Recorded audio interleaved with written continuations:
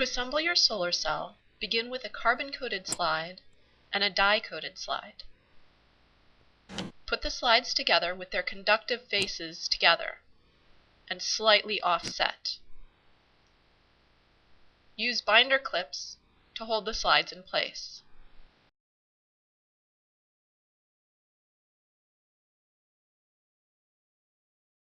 Wipe the extra dye and TiO2 coating from the exposed edge using a Kim wipe or a tissue.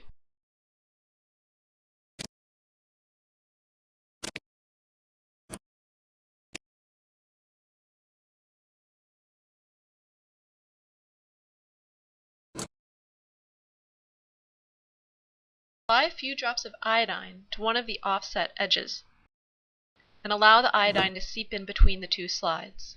You may have to loosen the binder clips a little bit to allow it to seep in. Repeat on the opposite edge.